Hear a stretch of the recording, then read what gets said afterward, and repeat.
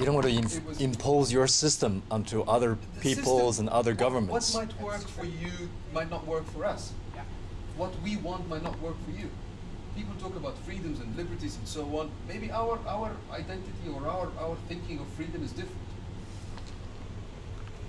Well, let's go back to one of the fundamental concepts. The concept that I've heard is that the Arab countries are not capable. See, it's talking down. The Arab countries are not capable of having a democracy.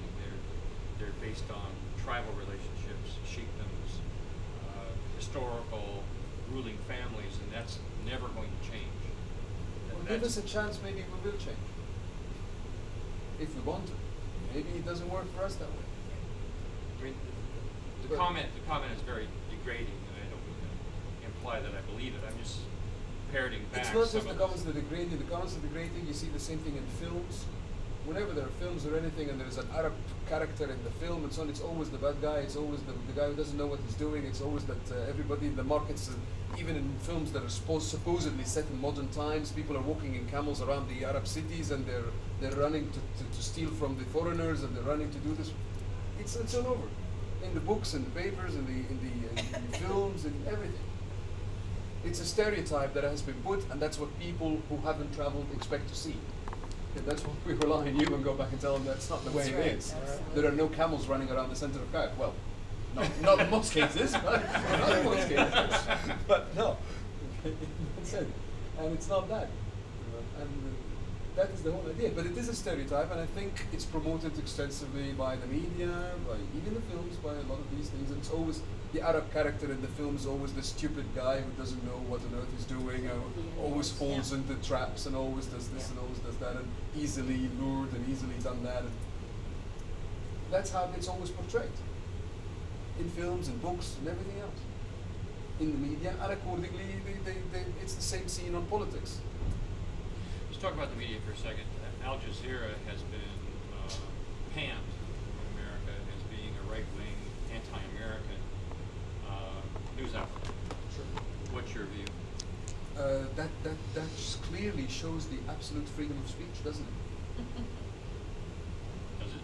Why didn't the Arab communities do something with Hussein when it was With well Saddam known Hussein. about the atrocities he was committing against his own people when they killed the Kurds? The atrocities committed against his own people is still, even up till now, and some of it is myths. Not all of it. We do know that he, for example, he actually killed his own son.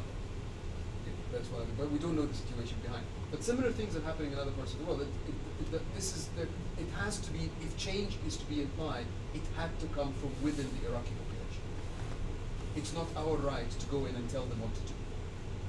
Well, when someone has so much power, right, the army's backing them, they can do whatever they bloody well want. Well, isn't that what the American government did?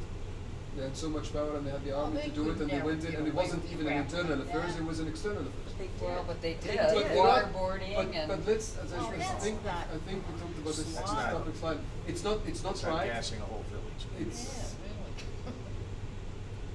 really. he wasn't a good person. I hated him personally in that sense. But it was something that had to be started from within Iraq. It had to start from inside. It should not be forced from outside, as it happened. Because Well, but the situation now in Iraq is a lot worse than it was under Saddam. Let's go back, let's turn the pages back 100 years. Iraq was a British creation. Yes. It wasn't an Iraqi creation. The borders were set up by the Brits. Yes. Okay, so it wasn't a discrete country based upon tribal relationships and give and take in the first place. It's a collage. So how do you reconcile that with what transpired? Excuse me for a second now, but that is the case in not only most of the Middle East, and a lot of the world. Yes. A lot of these maps of the world were only drawn after the Second World War. Sure. But does that then give does that give Britain at the present time the right to go back and do whatever they want in America? America was a British creation. It was a British colony, British and French colonies. Well, how far back in history do you have to go to say who's got the right to do what? that this is now a country that is a member of the United Nations. It's recognized with its own sovereignty and its own government, whether it's good or bad government, okay, and it's right there. It could have been done through international efforts. It didn't have to be through war. It could be boycotted economically. That would have brought him down. That would have brought the government down, in a sense. Then, before we get too deep into these side situations, because we're really in Egypt rather than Iraq, so let's talk about Egypt. Yeah. And I can answer these questions in view of what the Egyptians think, but I cannot answer it for the Iraqis. Who controls the economy in Egypt? Who controls the economy in Egypt? Yes. We have two parts of the economy. There is the government's companies or the government's owned projects, which are mainly have to do with the infrastructure, the main infrastructure. So there is no such thing as a private road. There is no such thing as private water supplies, unless you dig a well in your own backyard, then it's a different story. Electricity, the public transport, of course, trains, so airlines, all of that is government-owned. Telephone lines, all of these are government-owned. Landlines, at least for telephones, that's government. Although recently, even the telephone lines have been, part of the shares have been sold out to shareholders, but it still is mainly controlled by the government. Then you have the private sector, which has all sorts of other industries that work in it, and these are controlled by individuals who have Where's the the money. oil? The government has the oil, right? The government has the oil all natural resources are owned by the government. So oil, natural gas, the coal mines, all of this is government owned. The water supplies get government owned as well. So all things that have a major direct effect on the lives of the population, this is government. So the GDP, how much is government control? Got to be half, eh? About half. I'd say about half. About half. So we have state-of-the-art hospitals and everything else? Sorry? Yeah, they do. The fellow yesterday in the car made a point of driving us around the hospital. He's very proud of that. We have very good hospitals in Egypt. Healthcare in Egypt is pretty good. It's pretty good. And it's very cheap in comparison to anywhere else I know in other countries. To go into a public hospital in Egypt, you pay 3 Egyptian pounds. You get in, you get complete checkup, and usually there is a pharmacy outside the hospital. If the medication that you need is available at that pharmacy, you get that for free.